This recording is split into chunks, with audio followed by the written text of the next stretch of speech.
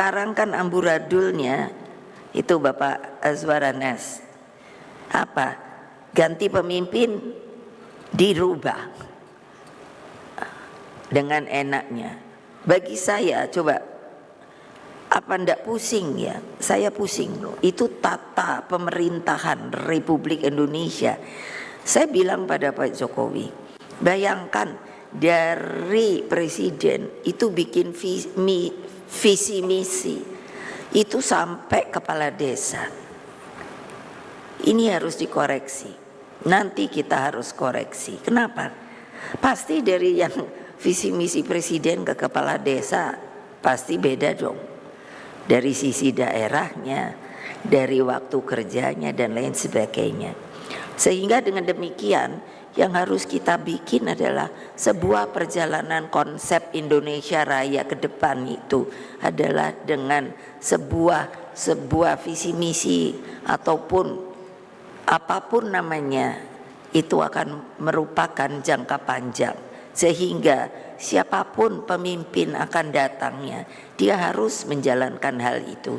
Sehingga dengan demikian kita itu menurut saya yang diinginkan oleh Bapak Bangsa Bung Karno, yang namanya keadilan dan yang namanya Indonesia itu bisa berkeadilan dan makmur, itu bukan angan-angan, bukan ilusi, itu adalah sebuah kebenaran, kecuali tidak dilakukan oleh kalian.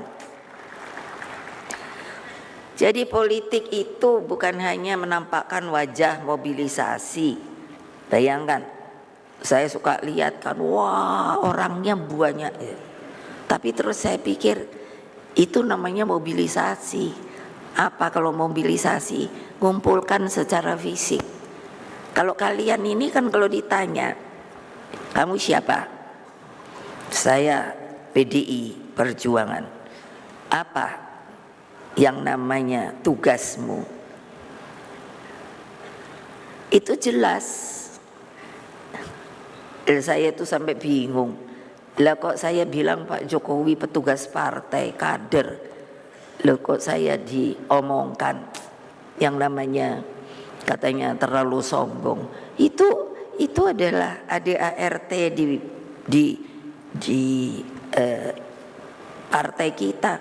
Saya pun petugas partai loh. Ditugasi oleh kongres partai untuk menjadi dipilih oleh kalian untuk bertanggung jawab sebagai ketua umum. Saya pun kader. Tidak mungkin orang lain itu tiba-tiba bisa jadi ketua umum. Karena terus siapa yang mau milih kalau tiba-tiba orang luar yang dipilih itu, dan itu melanggar ADART. Nah bayangkan kok kita tidak diberi kesempatan untuk menerangkan hal ini. Jadi padahal dengan demikian sering kontradiktif. Ada yang mengatakan presiden itu dipilih oleh rakyat. Iya betul.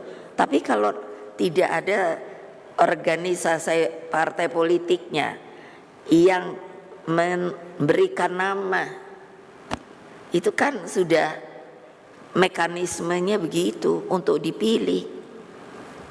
Nah sekarang calon ada 3. Itu kan diberi nama oleh partai lain-lain.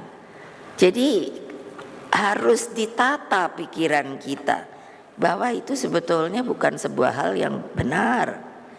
Nah dengan demikian maka watak itu bergeraknya hanya di tingkat atas, elitis. Maka watak demokrasi pemberdayaan dengan turun ke bawah yang saya katakan tadi bisa semakin hilang. Kejadian ini muncul tadi seperti konflik agraria. Saya tidak bisa mengerti, katakanlah ini kan banyak sekali persoalan di masalah tanah karena dikonversi sepertinya untuk hal-hal yang lebih bagus, padahal tidak melihat sebuah visi ke depan. Kalau 1 hektar tanah pertanian itu diambil hanya untuk katakan membangun gedung dan lain sebagainya, berarti ada berapa keluarga? Saya hitung paling tidak ada 3 keluarga. Kemungkinan karena sudah kehilangan tanah, dia sulit untuk mendapatkan nafkah. Kenapa? Kemarin yang saya terangkan, yang namanya Bung Karno memberi contoh dengan Pak Marhain. Dia semua ada. Hanya yang belum punya adalah apa? Kekuatan, kemandirian untuk lebih daripada apa yang dia punya. Nah, itu harus bagaimana kita lakukan dengan gotong royong. Dengan gotong royong. Kalau kalian sudah tidak mau bergotong royong, tidak mau membela yang namanya kaum papa, yang namanya fakir miskin, untuk nengok saja di kolong jembatan sedang ada apa, itu kalian bukanlah sebenarnya mempunyai roh di dalam sebuah organisasi partai politik yang namanya Partai Demokrasi Indonesia Perjuangan.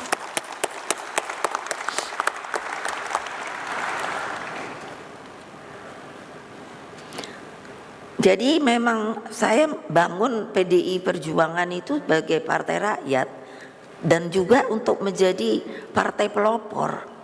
Partai pelopor itu apa sih? Partai pelopor itu punya semangat juang. Dia bisa semua. Dia mampu menolong rakyat. Dia bisa kalau digerakkan, diorganize, bukan dimobilisasi. Bukan dikonsolidasi, itu 3 kata yang berbeda. Itu bisa, sangat bisa.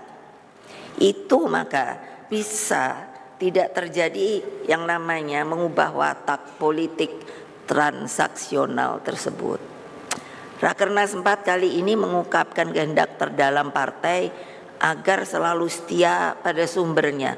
Siapa sih sumbernya? Ya rakyat.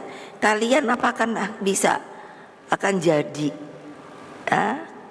legislatif ini mau tarung, siapa yang akan memilih?